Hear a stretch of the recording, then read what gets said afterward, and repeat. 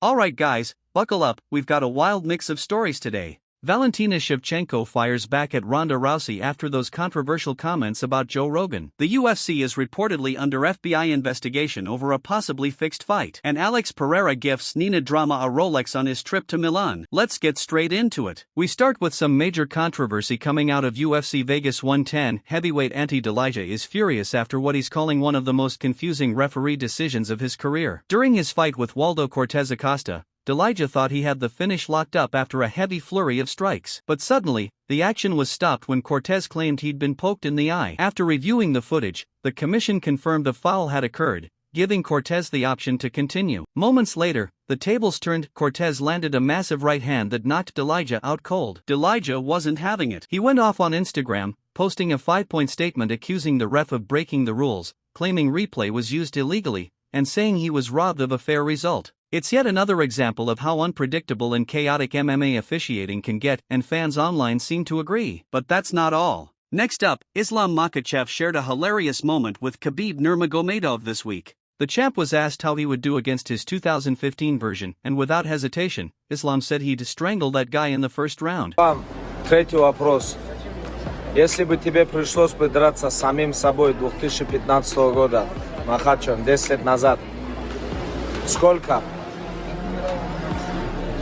Ну, какой план у тебя был бы против того Ислама Макхачева?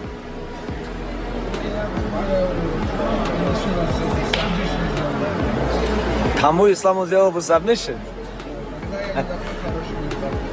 Я вот это натуре. Disrespect.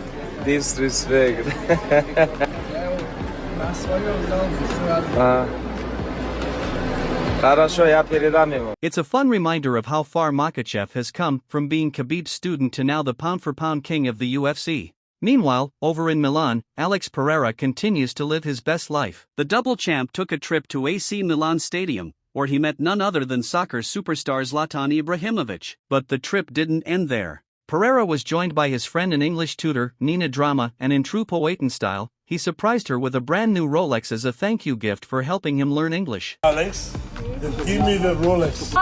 I will buy Nina one Rolex.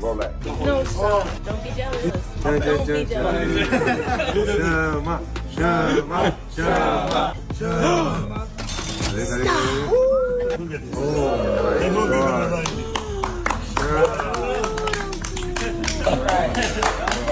Good teacher. You learning? You for me. You give me one Rolex for me.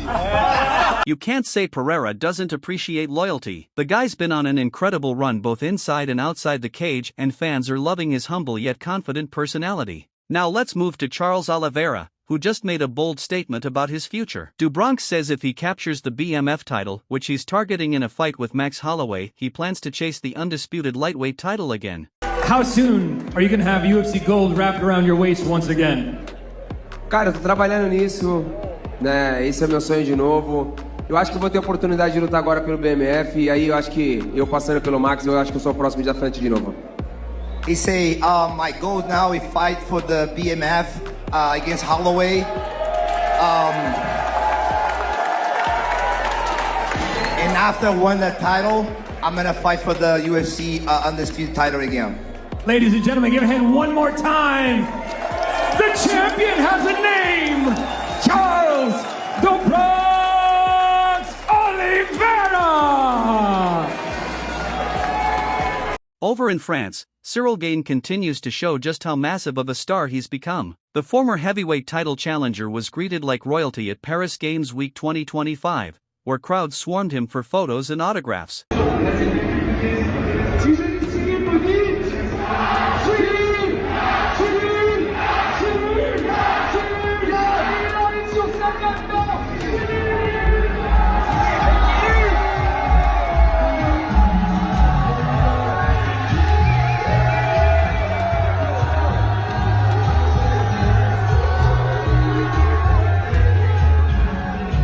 But now let's talk about a hot topic that got the MMA community buzzing: Josh Thompson taking issue with Joe Rogan's recent statement. On his podcast, Rogan said a fight between Jon Jones and Alex Pereira would be the biggest fight in human history. But Thompson isn't buying it. During an episode of Weighing In, he pushed back, saying nothing will ever top Khabib vs. Conor McGregor at UFC 229. The record-setting 2.4 million pay-per-view buys still stand as the gold standard.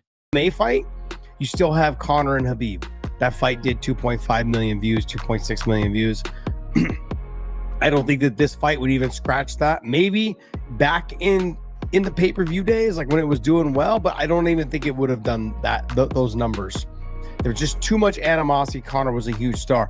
John's never been one to deliver. Now, are we just talking in terms of the excitement of it? Are we talking, at this moment, absolutely, it's the biggest fight to make. I don't think there's no other fight that you can make that will get this much pop at this moment in the sport. But to say that it's the biggest fight in human history, I'm gonna have to disagree. But look, I'm not saying that I'm not excited for this fight. I'm absolutely excited for this fight. If you want to put this fight together, I would love to see. Thompson argued that Jones, while a legend, doesn't bring that same mainstream fire that McGregor did. Still, he admitted Jones versus Pereira would be the biggest fight to make right now, and honestly, it's hard to disagree. And speaking of Joe Rogan, here's where the real drama kicks in. Ronda Rousey stirred up major controversy this week when she called Rogan a fan with an audience, claiming he's not an expert because he never fought in MMA. Well, that didn't sit right with Valentina Shevchenko, who came to Rogan's defense immediately. In a post on X, Valentina wrote, "I see Joe Rogan as a huge expert of martial arts, a nobleman, hunter, sportsman, and a good example for youth." But the biggest bombshell of the week? The UFC is reportedly under FBI investigation for an alleged fixed fight. Just hours after his loss at UFC Vegas 110, fighter Isaac Dulgarian was released from the promotion, and what followed raised a lot of eyebrows. Betting insiders noticed massive amounts of money suddenly coming in for Dulgarian to lose in the first round, which is exactly what happened. Sportsbooks like Caesars even refunded bets placed on Dulgarian to win, calling the fight suspicious. UFC veteran Michael Chiesa blasted the performance, calling it amateur and absolute trash. Then things escalated. MMA insider Harry Mack tweeted that the FBI notified the UFC about abnormal betting activity before the fight and gave them hours to pull it, but the fight went on anyway. He claims this could make the UFC complicit in fixing a fight.